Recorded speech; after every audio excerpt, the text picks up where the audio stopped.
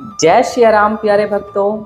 आज मैं जानकारी लेके आया हूँ इस वीडियो में कि सिद्धि शक्तियों के बारे में। बहुत सारे साधकगण लगातार कमेंट के माध्यम से पूछ रहे थे, भैया जब सिद्धि शक्ति जागृत होती है तो उस समय कैसे कैसे अनुभव होते हैं, हमारे शरीर के साथ में क्या घटित होता है और हम कैसे आइडेंटिफाई करें कि वो सिद्धि ही है या कोई नकारात्मक शक्ति। तो दोस्तों आज मैं आपको अपने अनुभव कुछ शेयर करने जा रहा हूँ इस वीडियो के माध्यम से। अगर आपको भी ये अनुभव हो रहे हैं तो ये समझिए आपको सिद्धि शक्ति प्राप्त हो चुकी है। तो दोस्तों इस वीडियो को आप शुरू से लेकर अंत तक जरूर देखिएगा ताकि सिद्धि शक्तियों के संपूर्ण रहस्य का आपको पता चले और आप भी अपने पास में समझ पाओ कि आपको किस भगवान की कृपा हुई या किस पर भगवान की आपको शक्ति प्राप्त हुई। तो दोस्तों सबसे पहले मैं आपसे रिक्वेस्ट करूंगा, मेरी इस वीडियो को आप लाइक करें, चैनल को आप सब्सक्राइब करें, कमेंट में अपने प्रश्न लिख के भेज सकते हैं। और जिन भाई बहनों को अपना ऑरा स्कैनिंग कराना है या मेरी मेडिटेशन की क्लासेस के बारे में जानकारी लेनी है या क्लासेस करके अपनी स्पिरिचुअलिटी को बूस्ट करना है तो मेरे व्हाट्सएप नंबर पर कांटेक्ट करके चेकिंग और इन्फॉर्मेशन प्राप्त कर सकते हैं। तो दोस्तों शुरू करते हैं इस प्यारी सी वीडियो को। तो दोस्तों हम सबसे पहले समझ लेते हैं कि सिद्धि होती आखिर क्या है। जब भी कोई व्यक्ति मंत्र जाप करता है, अपने गुरु का मंत्र का जाप करता है या किसी भी मंत्र का जाप करता है तो धीरे धीरे उसके शरीर के चारों तरफ 12 की 12 लेयर्स बन जाते हैं ऑरा के, जो कि एक इलेक्ट्रॉनिक्स मैग्नेटिक फील्ड्स होता है जो कि हमें हर एक नकारात्मक शक्ति से बचाता है। तो वो ऊर्जा अपनी लोप हो जाती है 12 गोले बनने के बाद, तो उसके आगे की जो ऊर्जा बनती है वो एक तरीके से हमारे नाभि चक्र के सामने एक पुंज बनने लग जाता है जो कि हमारे इष्ट के ही आकार लेता चला जाता है। इस एनर्जी को हम सिद्धि बोलते हैं। दूत शक्ति बिल्कुल डिफरेंट होती है, वो सूक्ष्म आत्मा होती है जो हमारे साथ में जुड़ती है, कृपा करती है। और सिद्धि शक्ति आपकी स्वयं की मंत्र की ऊर्जा से, आपके तपोबल से अर्जित शक्ति को हम एक तरीके से सिद्धि बोलते हैं। अब सिद्धि हमारे पास आ गई है, बहुत सारे व्यक्ति बोलते हैं कि भैया कैसे अनुभव होंगे। तो भाई सबसे पहले जब भी आपकी सिद्धि प्राप्त होती है तो उस देवता से संबंधित, मान लिया आप शिव शंकर भोलेनाथ की सेवा करते हैं या आप श्री बजरंगबली की सेवा करते हैं या आप माता काली की सेवा करते हैं, तो जैसे ही उनकी सिद्धि कंप्लीट होती है तो उस दौरान आपको स्वप्न के माध्यम से सबसे पहले आपको सिद्धि दर्शन देती है। अब स्वप्न में जब दर्शन होते हैं माता के या बजरंगबली के तो वो एक मूर्ति के रूप में आपको हो सकते हैं, वो किसी बंदर के रूप में हो सकते हैं या एक छोटी कन्या के रूप में हो सकते हैं यदि आप दुर्गा जी के वो कर रहे हैं। बट इस प्रकार से लगातार ये आपका एक दिन होगा, दूसरे दिन भी होंगे, तीसरे दिन भी कंटिन्यू। उस दौरान आपको वो सिद्धि शक्ति आपको सजेस्ट करने लग जाती है, बार बार दिखने लग जाती है। और मोस्टली मूर्ति, जो मूर्ति आपने आज तक देखी नहीं होगी उसके भी दर्शन होते हैं और जिन मूर्ति को आप रख के पूजा करते हैं उनके भी दर्शन होते हैं। वो सिद्धि शक्ति आपको ऐसे लोग से कनेक्ट करती है जो कि उन्हीं से संबंधित होता है। तो सबसे पहले तो व्यक्ति के स्वप्न स्टार्ट हो जाते हैं और उनको सिद्धि के दर्शन हो जाते हैं। अब सिद्धि के दर्शन होना और ईश्वर के इष्ट के दर्शन होना, उसमें क्या डिफरेंस है ये मैं आपको बता देता हूँ, जो कि आपको कहीं भी कोई भी ज़्यादा अपने अनुभव शेयर नहीं करता है, बट मैं आप लोगों के लिए ये अनुभव बताता हूँ। यदि आपको सिद्धि दर्शन दे रही है तो वो एक मूर्ति के रूप में देंगी, माता काली के रूप में भी यदि माता काली की सेवा करते हैं उसमें दिखाई देंगे। बट आपको एक बात नोटिस करनी है, जब आपको इष्ट के दर्शन होते हैं या आपको साक्षात दर्शन देती हैं आपके जो भी परम शक्ति के आप करते हैं और उनके पीछे से बहुत ज़्यादा प्रकाश आता रहता है। जैसे आपने बहुत ज़्यादा मूवी में देखा होगा कि जब शिव शंकर भोलेनाथ घर के अंदर प्रवेश करते हैं पीछे से सारी लाइट इतनी होती है कि सामने वाले देख नहीं पाते, इस प्रकार से जो प्रदर्शित करते हैं, चित्रित करते हैं। उसी प्रकार से आपके देवता के दर्शन होते हैं जब आपकी पास में सिद्धि आ रही है या देवी या श्री बजरंगबली का स्वरूप आ रहा है और पीछे बहुत ज़्यादा प्रकाश है। उसको हम देव दर्शन बोलते हैं। तो आप सिद्धि के दर्शन, देव दर्शन आप समझ गए होंगे। और आपसे पूछना चाहूँगा कि आपको किसके दर्शन हुए हैं? क्या आपको भी इस प्रकार से सिद्धि के दर्शन हुए हैं या भगवान के दर्शन आप समझ सकते हैं? यदि आपको भी हुए हैं तो कमेंट बॉक्स में आप भी लिखिएगा। दूसरा सबसे बड़ा जो कारण होता है हमारे ऊपर सिद्धि का एहसास होने का, ये होता है कि आपके शरीर के रोम रोम खड़े होने चालू हो जाते हैं। जैसे आप अपने मंदिर में बैठे और आपने अपने इष्ट देवता का आह्वान किया, तो उसी प्रकार से जितने भी बॉडी के अंदर आपके रोम हैं वो खड़े हो जाते हैं, रोम कोश खुल जाते हैं और पूर्ण रूप से शरीर के अंदर वाइब्रेशन सी हो जाती है। एक मीठी मीठी सिरहन सी आपके पूरे शरीर में दौड़ जाती है। आपको सुखद अनुभव होने लग जाता है। यदि आपके पास में सिद्धि होती है तो उस समय आपको ऐसा फील होगा कि आपके पास में आसपास कोई है। लगातार आपका मन बिल्कुल दूसरों से डिफरेंट होने लगेगा। जो भी आपके बुरे साथी हैं जिनके साथ आप बैठते हैं, उनका आप साथ अपने आप क्विट कर देते हैं, उनका साथ हमेशा से छूट जाता है। इसके अलावा आपके साथ में जो सिद्धि शक्ति जुड़ी है, आपके जो मन के प्रश्न होते हैं, सवाल होते हैं जिनका कोई जवाब नहीं मिल पाता है, तो वो भी आपकी मन की गति से आपसे बात करने लग जाती है। अब सिद्धि शक्ति बात भी डिफरेंट तरीके से करती है। वो कान के माध्यम से भी कर सकती है, कान के पट के माध्यम से कर सकती है, आपसे मन की गति से बात कर सकती है, आपकी दिव्य दृष्टि पे स्क्रीन बना के वो दिखा सकती है।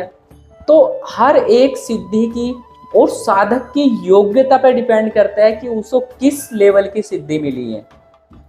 एक यही सिद्धि शक्ति बागेश्वर धाम के धीरेन्द्र शास्त्री के पास है, वो भी बालाजी की ही है, हनुमान जी की है। एक दूसरे के पास है, वो भी हनुमान जी की है, बट जो वो बता सकता है वो नहीं बता पाते हैं। तो उनकी सबका लेवल, सबका डायमेंशंस अलग होता है कि वो डिपेंड करता है कि साधक की योग्यता पे और पिछले जन्मों के कर्मों के ऊपर, या पिछले जन्मों के आपके तपोबल क्या रहे हैं उनके ऊपर डिपेंड करता है। तो ये हमारे अनुभव होते हैं। यदि आपको भी हो रहे हैं तो ये समझिए आपके पास में शक्तियाँ जागृत होती जा रही है। एक अनुभव ऐसा भी होता है जिसके अंदर बहुत ज़्यादा उबासी आने लग जाती है। मैंने पिछली वीडियो में उबासी के ऊपर बात करी थी कि जब माता वैष्णो की देवी मंदिर के पास में गई तो वहाँ पे इस प्रकार के अनुभव होने चालू हो जाते हैं। अब उबासी में दो प्रकार की आपको उबासी आएंगी। जब आप पूजा पाठ में बैठते हैं तो लगातार लंबी लंबी गहरी गहरी उबासी आती है और मन वोरमिट जैसा फील होता है, बट शरीर आपका पूर्ण रूप से हल्का रहता है इस दौरान। तो यदि आपका शरीर पूर्ण रूप से हल्का है, आपको वोरमिट जैसा फील हो रहा है, तो भाई ये सिद्धि शक्तियों का ही प्रभाव है आपके शरीर के ऊपर कि आपके ऊपर शक्ति जागृत हो गई है और वो आपके शरीर के ऊपर सवारी के रूप में आ सकती है। और यदि उबासी आती है नेगेटिविटी के साथ में भी, तो यदि आपके पास में लगातार जाप करते हुए उबासी आ रही है और उबासी आते आते मन उच्चाट हो रहा है, ऐसा मन कर रहा है कि आप भाई उठ जाओ यहाँ से, पूजा पाठ छोड़ दो, और शरीर के ऊपर भार बनते जा रहे हैं, ये तो सबसे ज़्यादा लोगों की परेशानी है कि उनके शरीरों के अंदर दर्द होने लग जाते हैं और भार पड़ने लग जाता है जैसे जैसे वो पूजा चालू करते हैं और लंबी लंबी उबासियाँ उसको आने लगती है। तो यदि ये भी आपके साथ में हो रहा है तो भाई एक बार आपको अपनी चेकिंग करानी चाहिए, क्योंकि आपके साथ कोई नकारात्मक शक्ति जरूर जुड़ी हुई है जिसका आपके शरीर के ऊपर भार आ रहा है। एक अनुभव ऐसा भी होता है जब हम जाप और ध्यान करते हैं, जाप ध्यान करते समय हमारे पास में कभी कभी ऐसा महसूस होगा कि हमें केवड़े की खुशबू आ रही है, एक गुलाब की खुशबू आ रही है, या चमेली के तेल की खुशबू आ रही है, या किसी एक अच्छी खुशबू जब हमारे पास में आती है तो ये मानिए वहाँ पे डायरेक्ट साक्षात ईश्वर की कृपा है और आपके पास में कोई दिव्य शक्तियाँ उपस्थित हैं जिसकी वजह से वो खुशबू आपको प्राप्त हो रही है। बहुत सारे मैंने ऐसे देखे हैं, मुस्लिम साधक भी हैं जो मेरे से जुड़े हुए हैं, उनके पास में अपने आप से बहुत ज़्यादा फ्रेगनेंस आने लग जाती है, क्योंकि उनके पीर को जो वो चढ़ाते हैं भोग, फूल चढ़ाते हैं, इत्र चढ़ाते हैं, तो उस टाइप की उनको खुशबू आने लग जाती है। तो यदि आपके पास में ऐसा हो रहा है तो ये सबसे बढ़िया अनुभव होता है, क्योंकि वहाँ पे साक्षात देवता की प्रेजेंस होती है। वहाँ पे यदि माता काली की आप सेवा करते हैं और उनसे संबंधित केवड़े की खुशबू आती है, तो ये मानिए माता काली वहाँ पे खड़ी हुई है। तो ये अनुभव सबसे बढ़िया होता है। इसके अलावा यदि अब खुशबू तो मैंने बता दी, यदि इसके विपरीत आपको थोड़ा सा ऐसा लगता है कि कोई बदबू आपके पास में आ रही है, कोई बाल जलने की बदबू आ रही है, कोई गंदी स्मेल आ रही है, तो भाई आपको सावधान हो जाना है, क्योंकि आपके आसपास कोई ऐसी नकारात्मक शक्ति है जो नहीं चाहती है कि आपकी स्पिरिचुअलिटी बूस्ट हो, और वो वहाँ पे उपस्थित होके आपके जाप को भी खींच सकती है और आपको परेशान भी कर सकती है, या घर के अंदर लड़ाई झगड़े आपके बढ़ जाते हैं। यदि ऐसा होता है तो आपको सावधान हो जाना है। तो ये कुछ अनुभव थे जो आप लोगों को होते हैं। और सिद्धि शक्तियाँ एक बच्चे के समान होती है, जैसा आप उनको लालन पोषण करते हैं उसी प्रकार से वो आपका सहयोग करते हैं जब आप लोक कल्याण का कार्य करते हैं। एक सिद्धि प्राप्त होने के बाद में बहुत सारी आपको सिद्धि प्राप्त हो सकती है जिनकी आपने कोई साधना भी नहीं करी, क्योंकि उनको पता है कि भाई आप एक कैपेबल हैं, आपको ये सिद्धि प्राप्त हुई है, तो आपके पास एक ऐसा विजन है कि आप लोक कल्याण कर सकें। अब आपकी तो मुक्ति होगी, साथ में जो आपके पास में दूत शक्ति आई है उनकी भी मुक्ति होती है अच्छे काम करने से। तो इस प्रकार से आप कर सकते हैं। और बात करते हैं मेन टॉपिक के ऊपर जो हमारा है, एक सिद्धि शक्तियों से कैसे काम करवाएं। बहुत सारे साधकों की मैं चेकिंग करता हूँ, भाई आपके पास में ये सिद्धि है, ये शक्ति है, ये दूत है, तो वो भी खुश होते हैं। उनका वापस पलट के क्वेश्चन बोलते हैं कि हमें ये नहीं पता है कि हम सिद्धि शक्तियों से काम कैसे करवाएं, या हमारी सिद्धि शक्ति काम करती ही नहीं है। तो भाई आपको काम करवाने के लिए क्या करना होता है, आपको बढ़िया तरीके से अपने आसन में शुद्धता पवित्रता बनाए रखना होता है। ऐसा नहीं कि भाई आप जूते पहरे हुए, चप्पल पहरे हुए हैं और भाई आपके पास में सिद्धि है तो आप उनका अनादर करें, तो ये काम नहीं करना चाहिए। आप प्रॉपर एक सिटिंग में बैठिए, आसन पे बैठिए, और आप पूरा शुद्ध हो आचमन कर सकते हैं। और उस समय आप अपने देवता का आह्वान करो, देवता से प्रे करो। प्रे करने मात्र से आपका देवता काम कर देता है। किसी की भी परेशानियां हैं, आप उनसे संकल्प लगाएंगे और संकल्प लगा के आप उनको प्रे करेंगे, तो प्रे करने से उनको कोई ऑर्डर नहीं दे सकता है, क्योंकि भाई वो देवता है, उनकी इच्छा है करेंगे या नहीं करेंगे। बट आप प्रे कर सकते हैं। प्रे करने मात्र से आप उनसे बोलिए कि हे शिव शंकर भोलेनाथ, कृपया करके मैं ये चाहता हूँ, ये ABC ए पर्सन है और इसके ये परेशानी चल रही है, तो मैं आपसे प्रार्थना करता हूँ कि ये स्वस्थ हो जाए, इसकी ये परेशानी सॉर्ट आउट हो जाए, या इसको शादी नहीं हो रही तो इस प्रकार की ये हो जाए। तो इस प्रकार से आप देवता से सच्चे मन से उनको आह्वान करके, इस दौरान आपके बॉडी के अंदर वाइब्रेशन रोम खड़े होंगे और देवता आएंगे, वो सुनेंगे और अपना काम कर लेंगे। देवता कभी थकते नहीं है।